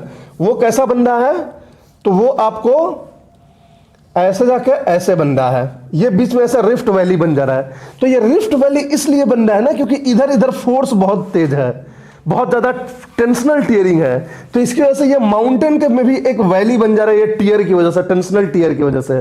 तो ये जो है सेंट्रल रिफ्ट वैली कहलाता है। तो वर्टिकल उसके एक्यूमुलेशन की वजह से ridge and central rift valley होता है और इसके लैटरल स्प्रेड की वजह से सी फ्लोर बनता है। अब ये जो लैटरल फैलते जा रहा है तो उसकी वजह से सी फ्लोर बनता चला जा रहा है। तो इस तरह से पूरा जो है हमारा डाइवर्जेंट बाउंड्री में डिफरेंट डिफरेंट टाइप का होता है। अब डाइवर्जेंस बिटवीन, अभी तक हमने दो ओशनिक के बारे में बात करी थी कि दो ओशनिक का डाइवर्जेंस में क्या बनता है, कैसे बनता है। उसी तरह से दो कॉन्टिनेंट्स भी डाइवर्ज करते हैं।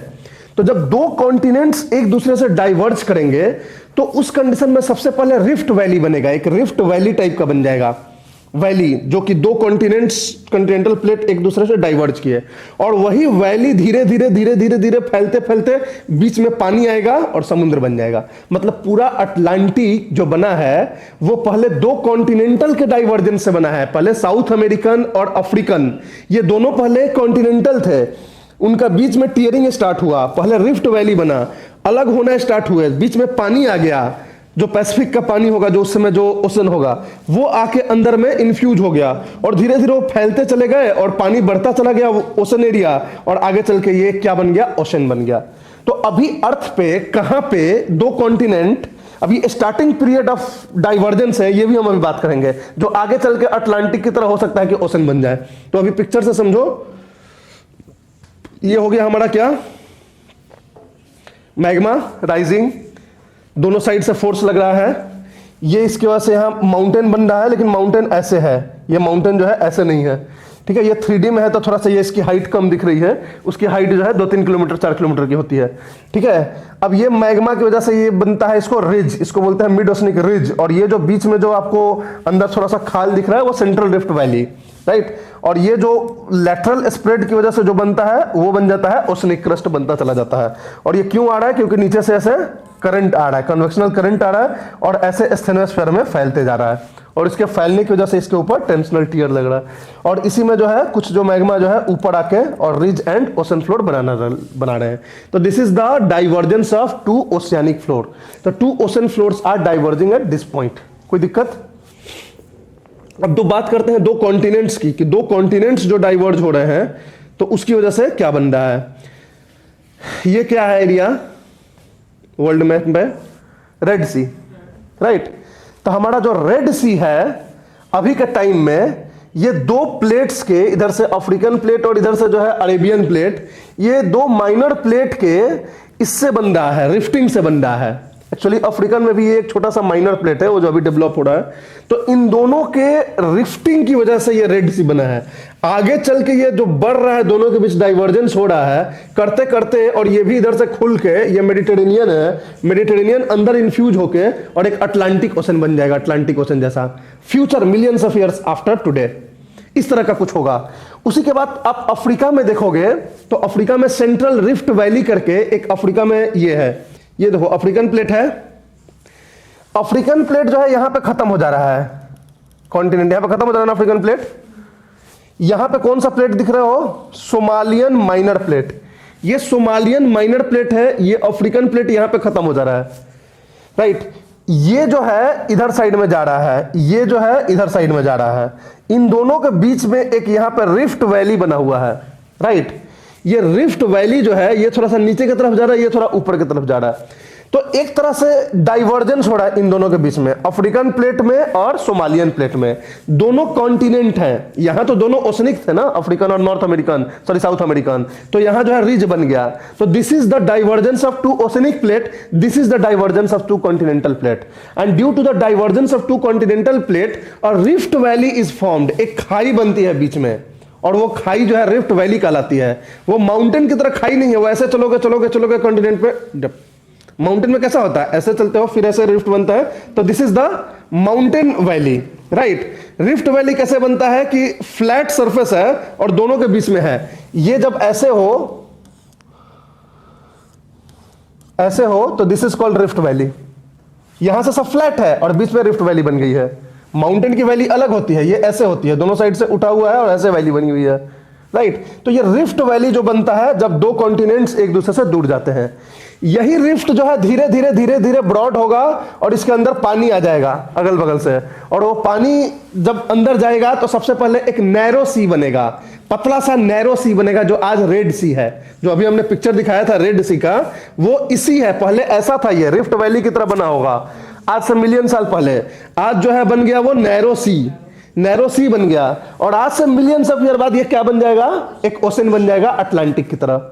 और उस समय हम देखेंगे तो हमें लगेगा कि दो ये ओशनिक प्लेट डाइवर्ज हो रहे हैं, क्योंकि ये प्लेट जो है पहले कॉन्टिनेंटल यहां थे, अब ये जो है बंटने के बाद ये प्लेट जो है यहां तक इसकी लैंड हो गई, यहां तक दोनों आपस में बांट लिए इसको, राइट। और बांटने के बाद धीरे धीरे हमें यह पता चलेगा कि ये दोनों ओशनिक प्लेट है और बीच में बहुत बड़ा एक समुद्र है अटलांटिक की तरह, और दोनों अलग हो रहे हैं।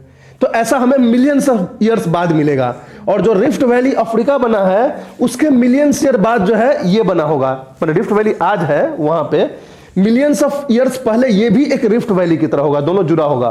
तो ऐसे ही हमारे प्लेट्स में मोशन होते हैं और इस तरह से divergence of two continental plate होता है। तो divergence of two oceanic plate समझ लिए, divergence of two continental plate समझ लिए।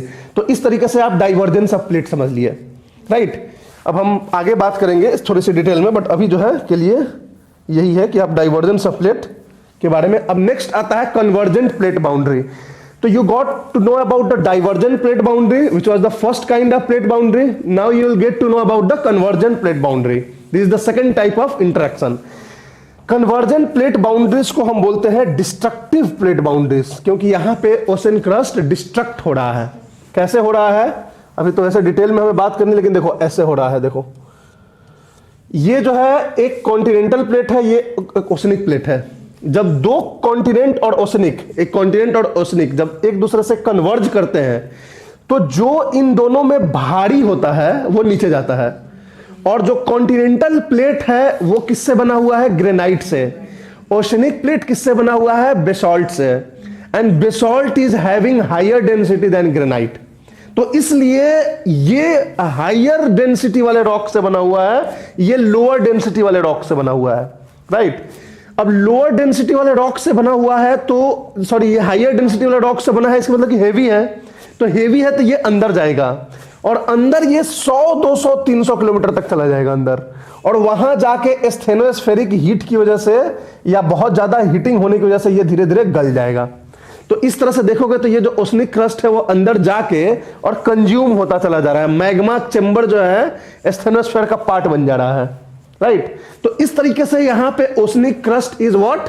Distracting eight this point of time, eight this point of मतलब प्लेस। और वहां पे क्या था? डाइवर्जेंट में वो ओशनिक प्लेट बन रहे थे, नए प्लेट बन रहे थे, new crust was being formed and here the old crust is being consumed, destroyed. और इस तरह से पूरे अर्थ पे किसी किसी जगह पे नया क्रस्ट बनता है, किसी किसी की जगह पे पुराना क्रस्ट कंज्यूम होता है। तो formation is equal to destruction, और इसलिए पूरा अर्थ सरफेस हमारा बराबर है। तो इन दैट वे ओशनिक और कॉन्टिनेंटल क्रस्ट का यहाँ पे डिस्ट्रक्शन हो रहा है कॉन्टिनेंटल ओशनिक क्रस्ट का, इसलिए हम इसको डिस्ट्रक्टिव प्लेट बाउंड्री बोलते हैं, क्योंकि oceanic crust is being consumed, destroyed. Two plates collides and converges due to which kind of force? Compressional force. Compressional force लग रहा है यहाँ पे। अब कंप्रेशनल फोर्स कैसे लग रहा है ये आगे हम बात करेंगे। उसके पीछे भी कन्वेक्शनल करंट का हाथ है। पहले तो जहां पे अप वेलिंग होके ये हुआ, अब जहां डाउन वेलिंग होगा तहां कंप्रेशन होगा, राइट। तो डाउन वेलिंग होगा, वहां कंप्रेसिव फोर्स लगेगा, तो दो प्लेट्स एक दूसरे से आकर टकराएंगे, यहाँ पे कोलिजन होगा, right. Convergence can occur either between two oceanic plate और between one oceanic and another continental plate. ये दोनों के बीच कन्वर्जेंस हो सकता है, या बिटवीन टू कॉन्टिनेंटल प्लेट्स। तो कन्वर्जेंस जो है किसी भी तरह हो सकता है, दो ओशनिक प्लेट के बीच में हो सकता है, दो कॉन्टिनेंटल प्लेट के बीच में हो सकता है, या फिर एक ओशनिक हो एक कॉन्टिनेंटल हो, ये भी हो सकता है। तो मतलब तीन तरह के क्या हो सकते हैं आपको? कन्वर्जेंस हो सकते हैं। कोई दिक्कत? तो ये हो जाता है आपका कन्वर्जेंस के टाइप्स। अब आगे हम देखेंगे कि जब ओशन ओशन कन्वर्जेंस होता है तो क्या बनेगा, कॉन्टिनेंट कॉन्टिनेंट कन्वर्जेंस होगा तो क्या बनेगा, ओशन कॉन्टिनेंट कन्वर्जेंस होगा तो क्या बनेगा। तो ये सारी चीजें हम अभी डिटेल में देखेंगे। अब आउट ऑफ टू, इन दोनों के बीच जो हेवियर प्लेट होता है वो सबडक्ट होता है, और जो लाइटर प्लेट होता है वो ओवरराइड होता है। मतलब इन दोनों का जब भी ये होगा तो दो प्लेट्स जब एक दूसरे के पास आएंगे तो इन दोनों में जो हेवी होगा वो नीचे चला जाएगा, जो लाइट होगा वो ऊपर चढ़ जाएगा, राइट। तो ओशन कॉन्टिनेंट में कौन सा हेवी होता है? ओशनिक हेवी होता है, तो इसलिए नीचे जाता है। कॉन्टिनेंटल लाइटर होता है तो वो ऊपर चला जाता है। दो ओशनिक ओशनिक होंगे तो कौन जाएंगे, ये क्वेश्चन अब आ जाता है। कैसे पता चलेगा कौन हैवी होगा? दोनों ओशनिक है, दोनों सेम बेसॉल्ट का बना हुआ है। तो इसमें बोलते हैं ना कि जो पहले का बना हुआ है, जो पुराना बना हुआ है, वो ज्यादा हैवी होता है, ऐसा मानते हैं, क्योंकि जो पहले का बना होता है उसके ऊपर बहुत सेडिमेंट्स भी होते हैं, ठीक। तो जो इन दोनों में, दोनों अगर ओशनिक है तो the older one will be more heavier, और वो सबडक्ट होगा, और जो बाद का बना होगा वो ऊपर चला जाएगा। तो खैर आपको उतने डिटेल में नहीं जाना है, बट ये जानो कि लोग बुक में लिख देता है कि the heavier one will subduct between two oceanic. बच्चे लोग भी मान लेते हैं कि चलो भाई बुक में लिखा है मान लिए, दिमाग में क्वेश्चन तो आता ही होगा कि दोनों ओशनिक है तो विच वन इज हेवियर यार। अभी तो ओशन कॉन्टिनेंट में बोल रहे थे कि ocean is heavier, continent is lighter, इसलिए ocean is subducting, but here why one is subducting beneath the other. तो इसमें जो पुराने वाले होते हैं या फिर जिनकी स्पीड ज्यादा होती है, ये दोनों आ रहे हैं, अगर दोनों इनकी जिसकी स्पीड ज्यादा होगी वो अंदर चला जाएगा, जिसकी स्पीड कम होगी वो ऊपर आ जाएगा। तो दोनों ही कंडीशंस में जो है दो ओशनिक अगर होंगे तो ऐसा सबडक्शन होता है।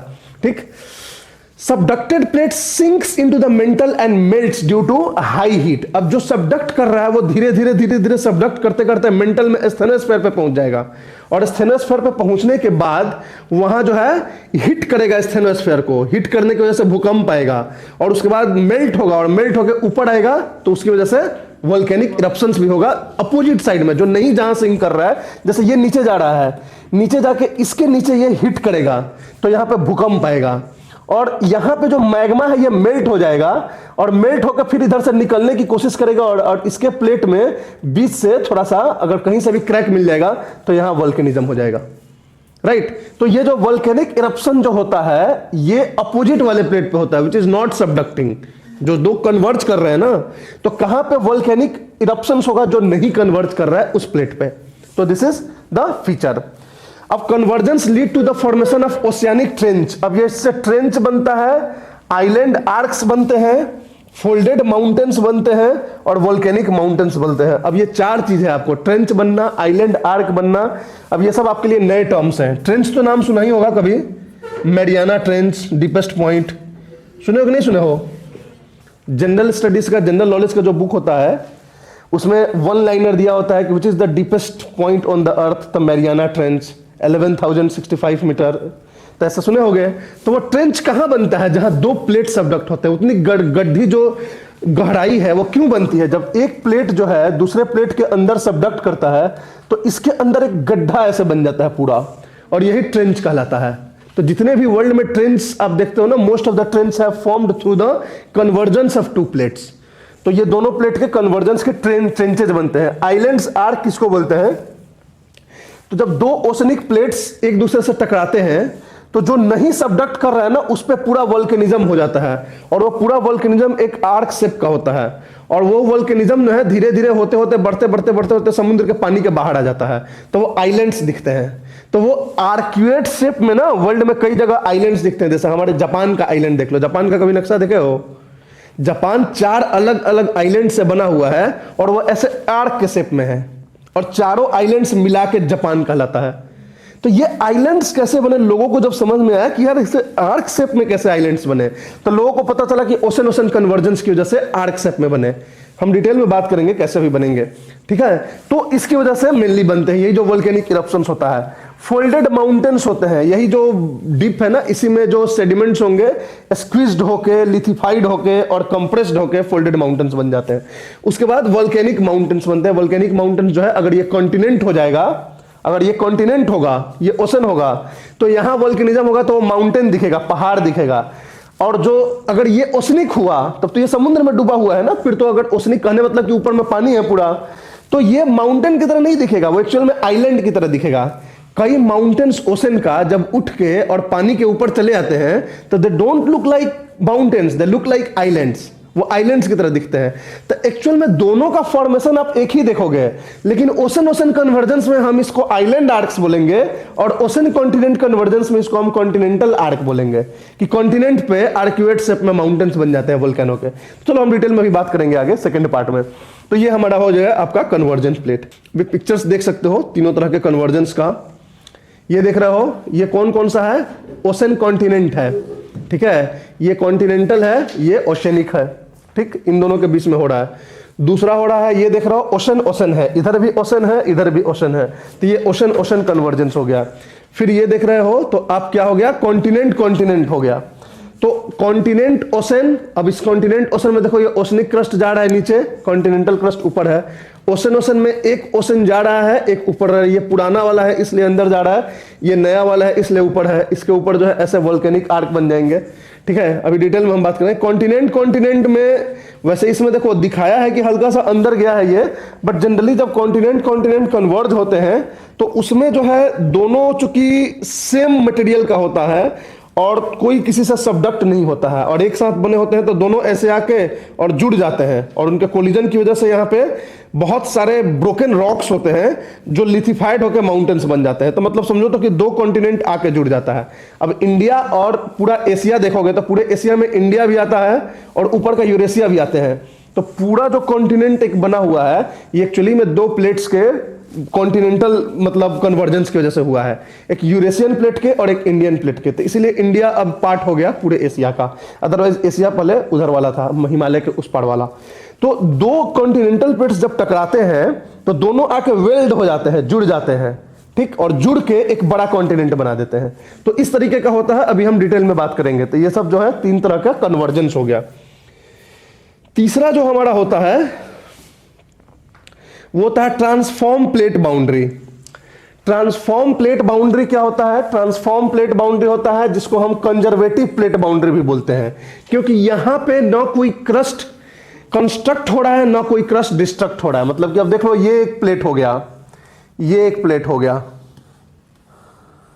जब ये दोनों प्लेट एक दूसरे से जुड़ जाते थे तब बीच में वल्केनिज्म होता था और क्रस्ट बनता था, ओसनिक क्रस्ट बनता था। जब दोनों पास आते थे तो एक दूसरे के अंदर सबडक्ट होके और कंज्यूम हो जाता था, तो ओसनिक क्रस्ट या कॉन्टिनेंटल ओसनिक क्रस्ट मेनली खत्म हो जाता था। अब मान लो ये इधर जा रहा है और ये इधर जा रहा है, तो क्या होगा?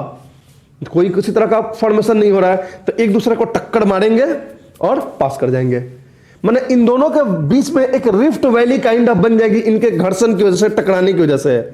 They will experience frequent earthquake, बहुत अर्थक्वेक आएगा हिलने डुलने के चक्कर में, बट नो वल्केनिज्म, किसी तरह की वल्केनिक इरप्शंस नहीं होगा। क्योंकि वल्केनिक इरप्शंस इसलिए नहीं हो रहा है क्योंकि यहां पहली बात की टीयरिंग नहीं हो रही है लिथोस्फीयर की, कि मैग्मा जो है स्टेनोस्फीयर का ऊपर आ जाए, जो डाइवर्जेंस के केस में होता है, ओशन डाइवर्जेंस केस में। प्लस इनके पास कोई प्लेट सबडक्ट नहीं हो रहा है जो सबडक्ट होके मेल्ट होके और मैग्मा प्रोड्यूस करेगा और वो मैग्मा बाहर निकलेगा वल्केनिज्म के लिए। ये लोग बस चुपचाप से एक दूसरे से टक्कर करते हुए एक दूसरे से पास कर जा रहे हैं। तो इस तरह का जो मूवमेंट होता है उसको हम बोलते हैं ट्रांसफॉर्म प्लेट बाउंड्री या कंजर्वेटिव प्लेट बाउंड्री। कंजर्वेटिव इसलिए बोलते हैं क्योंकि यहां पे किसी तरह का फॉर्मेशन या डिस्ट्रक्शन नहीं हो रहा है, जो पहले था वही बाद में था। तो there is a conservation of crust has been conserved as it is. Conserve मतलब क्या होता है कि जैसा था वैसा सुरक्षित है, तो इसीलिए इसको कंजर्वेटिव प्लेट बाउंड्री भी बोलते हैं। दो प्लेट्स जो है पास होते हैं या slide pass to one another, right, एक दूसरे से पास कर जाते हैं। कई बार क्या होता है कि एक दूसरे से पास करने की कोशिश करते हैं बट बीच में घर्षण आता है तो रोटेट कर जाते हैं। समझ में आ रही है? मतलब ये आए, अब ये इधर नहीं जा पा रहे हैं, तो ये फोर्स की वजह से ना ऐसे हो जाएंगे ये पूरा। तो इसको बोलते हैं स्लाइडिंग और इसको बोलते हैं रोटेटिंग। तो ये भी होता है। तो खैर उतना डिटेल में आपको नहीं जाना है, बस आपको ध्यान रखो कि ये एक दूसरे से पास कर जा रहे हैं विदाउट कन्वर्जेंस और डाइवर्जेंस। तो इसको हम बोलते हैं ये ट्रांसफॉर्म फॉल्ट बनता है। रॉक्स जहां क्रैक्ड और ब्रोकन बहुत मिलेंगे, इधर के जो रॉक्स होते हैं क्रैक्ड ब्रोकन होते हैं, तो यहाँ कोई टाउन बसा होता है ना तो वो हमेशा बर्बाद होने के कगार पे होता है। ठीक है, जैसे सैन एंड्रियास फॉल्ट है, सैन फ्रांसिस्को जहां पे बसा हुआ है, सैन फ्रांसिस्को में बहुत बड़े बड़े भूकंप आए हैं, भूकंप की वजह से बड़े बड़े आग लगे हैं, तो डिजास्टर प्रोन होता है इस रीजन में। अगर कोई भी होता है, टाउन बसा है या कोई भी बड़ा सा कोई एरिया अगर बसा हुआ है तो ठीक, तो ये ट्रांसफॉर्म फॉल्ट होते हैं। ये जो है फ्रीक्वेंट सिस्मिसिटी तो होती है बट नो वल्केनिज्म और माउंटेन बिल्डिंग। यहां किसी तरह का माउंटेन बिल्डिंग नहीं होगा, कोई माउंटेन नहीं बनेगा यहां पे, किसी तरह की वल्केनिक इरप्शंस नहीं होंगे, लेकिन फ्रीक्वेंट अर्थक्वेक बहुत आता रहेगा। तो इसका क्यों आएगा जान ही रहो आप, क्यों आ रहा है फ्रीक्वेंट अर्थक्वेक? क्योंकि रॉक्स जो है नीचे एक दूसरे से टकरा रहे हैं। ठीक है, टीयरिंग नहीं हो रहा है, सबडक्शन नहीं हो रहा, तो वल्केनिज्म नहीं होगा। ठीक है, तो वल्केनिज्म नहीं होगा बट यहां पे क्या होगा, आपको फ्रीक्वेंट अर्थक्वेक आएगा, कोई किसी तरह का माउंटेन बिल्डिंग नहीं होगा। अब सेंट एंड्रियास फॉल्ट है या क्वीन चार्लोट फॉल्ट है, ये रिप्रेजेंट करता है कंजर्वेटिव इंटरेक्शन को पैसिफिक और नॉर्थ अमेरिकन के बीच में। अब यहां पे देख लो, आपको दिख जाएगा, देखो ये एक है, ये एक है, दोनों एक दूसरे से दूर जा रहा है। यहां पर रॉक्स जो है एक दूसरे से खूब टकरा रहे हैं, तो इसकी वजह से ना बहुत सारा अर्थक्वेक्स यहां पे आ रहा है, लेकिन किसी तरह का वोल्केनिक इरप्शंस नहीं आएगा। राइट, शियरिंग हो रहा है एक दूसरे से घर्षण हो रहा है। अब यहाँ पे देख लो, ये नॉर्थ अमेरिकन प्लेट है, ठीक है, और नॉर्थ अमेरिकन प्लेट के इधर जो है कौन सा प्लेट है, पैसिफिक प्लेट है, ठीक है। पैसिफिक प्लेट जो है नॉर्थ अमेरिकन प्लेट से इस जगह पे थोड़ा सा जो है ऐसे वाला मोशन में है ये, ठीक है। तो इस मोशन की वजह से यहां पे एक जो है फॉल्ट लाइन बन रहा है और एक यहां पे फॉल्ट लाइन बन रहा है। इन दोनों जगह पे जो पैसिफिक है नॉर्थ अमेरिका के साथ ऐसे जो है मतलब मूवमेंट कर रहा है, तो इसकी वजह से यहां पे क्वीन चार्लोट फॉल्ट बन जा रहा है और यहां पे सैन एंड्रियास फॉल्ट बन जा रहा है। और ये दोनों फ्रंट फॉल्ट लाइन जो होते हैं वो बहुत मतलब सिस्मिक एक्टिव सिस्मिक जोन्स माने जाते हैं, यहाँ खूब अर्थक्वेक आते रहते हैं। तो ये जो है फॉर्मेशन किसकी वजह से हो रहा है, ऐसे कंडीशंस की वजह से हो रहा है।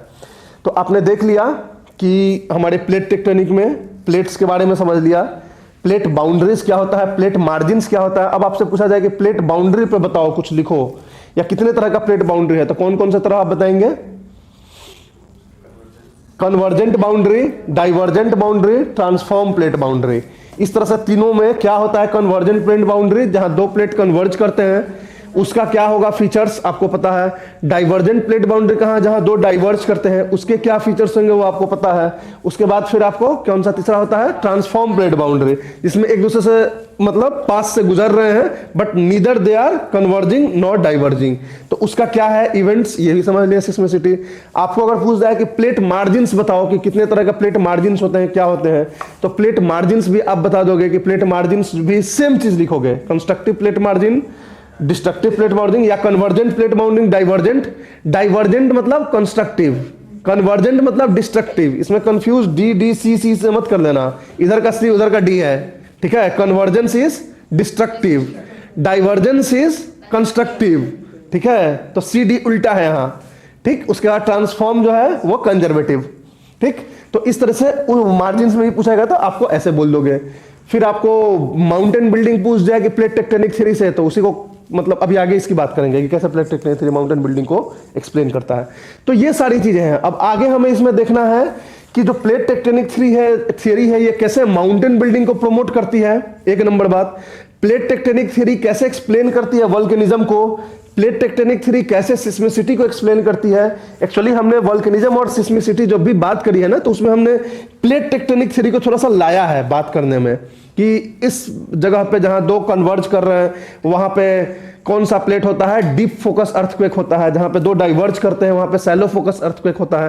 तो ये हमने वहां भी बात करी है, एक रिमाइंडर के तौर पे हम यहां भी डिस्कस करेंगे कि क्या क्या इसमें होता है। उसके बाद फिर आपको बात करेंगे हम सिस्मिसिटी, वोल्केनिसिटी, उसके बाद बात करेंगे प्लेट मैकेनिज्म्स क्या क्या है जिसकी वजह से कि ये प्लेट मूवमेंट हो रहा है, कौन कौन से फोर्सेस रिस्पॉन्सिबल है प्लेट मूवमेंट के लिए। और उसके बाद लास्टली जो है हम मेनली डिस्कस करेंगे इसके क्रिटिकल इवैल्यूएशन, और एक क्वेश्चन आता है कंपैरिजन, कि कॉन्टिनेंटल ड्रिफ्ट थ्योरी और प्लेट टेक्टोनिक थ्योरी के बीच में कंपैरिजन, कि कैसे हम कंपेयर करेंगे दोनों थ्योरी को। कौन, या फिर ऐसे क्वेश्चन पूछ देता है कि how is plate tectonic theory an improvement over the continental drift theory, कैसे ये इंप्रूव्ड वर्जन है प्लेट टेक्टोनिक थ्योरी सीडीटी का। तो उसमें भी हम वही चीजें लिखेंगे कैसे इंप्रूव है ये सब चीजें। तो नेक्स्ट क्लास में हम ना सब कुछ उसको डिस्कस करेंगे उसके सेकंड पार्ट में प्लेट टेक्टोनिक थ्योरी के, राइट।